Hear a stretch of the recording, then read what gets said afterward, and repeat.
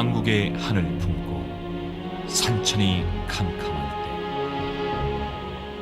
옥에 갇히시고 총칼 앞에 쓰러지면서도 온몸을 불태워 이 역사 비추었거늘 저 바다 바람결에 듣느냐 님의 함성. 오늘도 우리 가슴에 불길로 타오르나 길이 빛날 그 이름 민족의 섬 소환.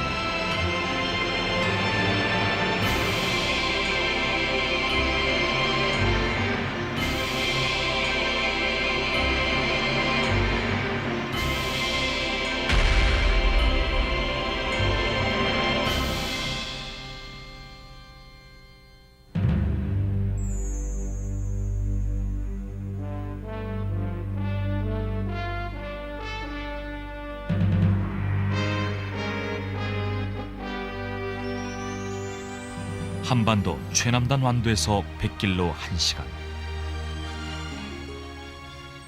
잘룩한 허리를 중심으로 동부와 서부로 나뉘어진 섬 소안도. 서울 여의도 면적의 3배 정도인 이 섬에 사람이 살기 시작한 것은 1596년도부터였다.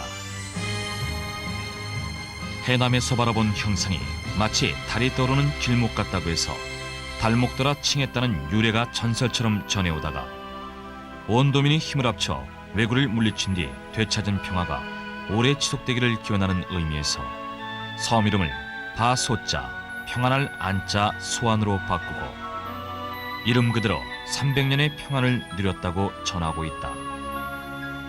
그러나 구한말 나라의 운명이 경각에 달렸던 그 무렵 소안도도 예외일 수는 없었다.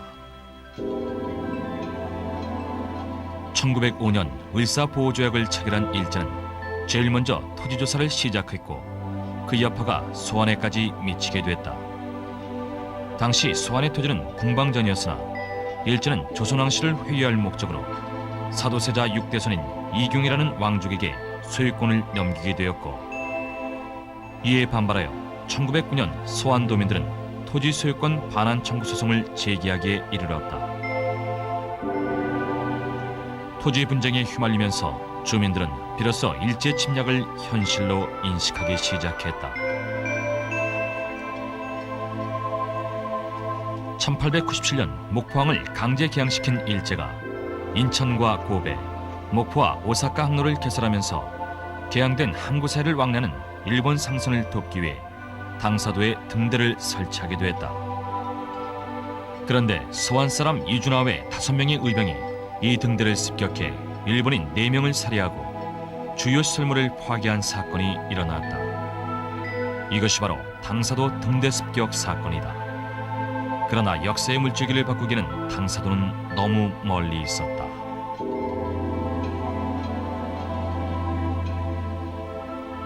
(1910년) 한일 합방. 고종 황제가 폐위되고 500년 조선 왕조가 무너지게 되자 우리가 일제를 이길 수 있는 길은 오직 배우는 길밖에 없다라는 이념 아래 1913년 김사홍 선생에 의해 소안도에 신교육기관인 중화학원이 세워졌다. 소안 항일운동이 조직적으로 움직이기 시작한 것은 바로 비밀결사 수의 위친계가 결성되면서부터이다. 수의 위친계는 1922년 성내호의 주도로 조직되었다. 그는 1921년 대한독립단 사건으로 검거되어 감옥에서 고초를 겪다가 다음인 1922년 추록하여 비밀결사 수의 위친계를 조직했다.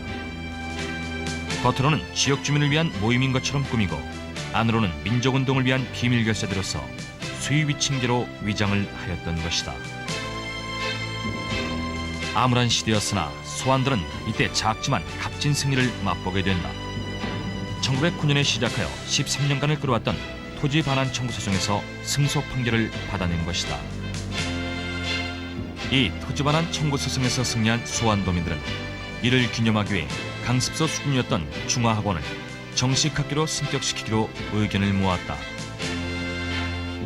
가진 것 없고 배운 것 없는 소안도민들은 1만 400원의 의연금을 모아 강리 297-1번지에 학교를 신축하고 1922년 5월 당국의 인가를 얻어 1923년 5월 16일 사립소환학교로 문을 열었다.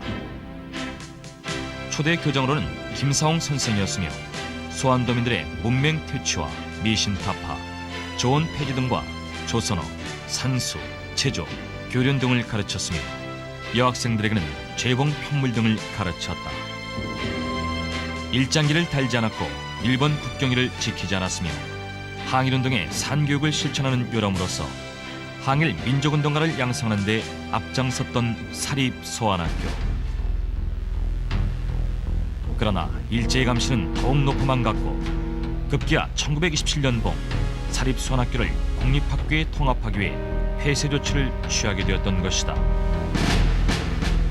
사립소환학교가 폐쇄되자 김경천, 최영천 씨 등이 광주로 가 학무국장을 면회하고 복귀 조치를 요구하였으나 공립학교를 반대하는 자는 가르치지 않아도 좋다, 일본의 보급을 무시하였으며 허가 없이 교원을 채용했다는 이유를 들어 복귀운동을 반대했다.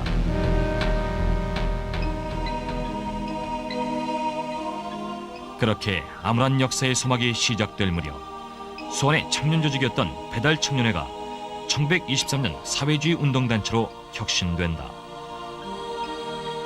1920년에 만든 배달청년회가 합법적 청년 조직으로 혁신되기 전까지는 순수한 계몽단체였다. 그러나 당시의 사회주의 운동은 민족주의 운동과 함께 항일투쟁의 한 수단이었다는 것이 지금은 정론으로 굳어져 있지만 바로 이 점 때문에 소환은 불온 사상의 온상으로 낙인 찍혀 본인은 물론 후손들까지도 곤욕을 치르게 됐다. 1924년 배달청년회가 중심이 돼 소환 노동연합 대성회를 결성하게 된다. 강내 노동단체를 조직하고 그 위에 연합회를 구성하는 형식을 취함으로써 약 700명에 달하는 조직원을 확보하게 됐다.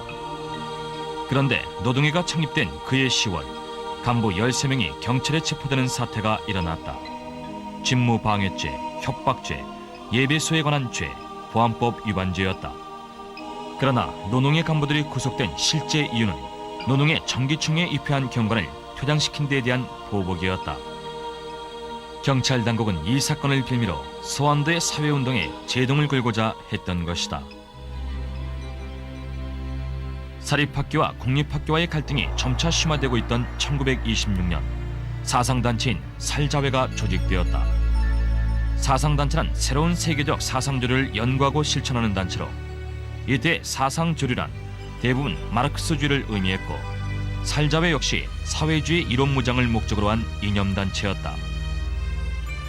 여기서 그들은 농민운동은 농민대중운동이 되어야 하며 노동운동은 경제적 해방과 정치적 훈련을 도모하며 청년운동은 민족주의 청년운동과 공동협력을 취해야 하고 여성운동 역시 계급해방운동의 정신으로서 이를 촉진하는 운동이 되어야 한다고 결의했다.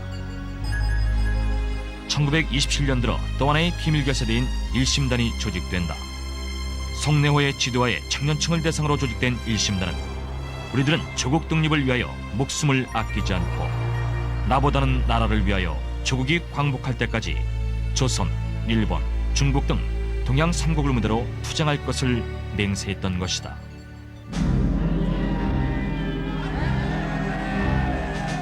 그러나 소환의 항일운동이 거세지면 거세어질수록 일제의 탄압 역시 살기를 띄어가고 있었다.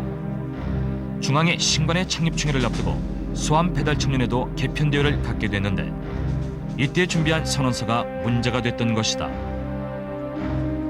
일제는 이 선언이 주체의 변혁과 사유재산 제도를 부인했다며 주모자 일체 검거에 들어가게 됐고 이때 소환 항일운동 참여자 800명 중 13명이 체포되어 극심한 고문에 시달려야 했다. 그리고 소환 항일운동의 상징적 지도자이던 송내호, 정남구, 송교 중 송내호, 송교 두 별이 지게 된다.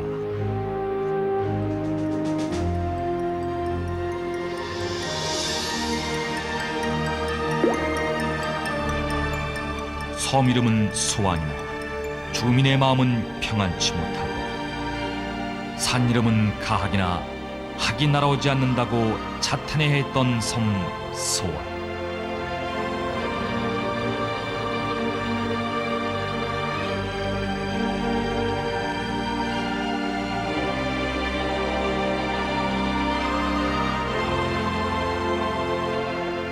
오늘 먼동이 트는 아침, 민족의 성 소환하는 그 투혼, 그 기상, 그 용맹이 불기둥되어 솟아오르고 있다.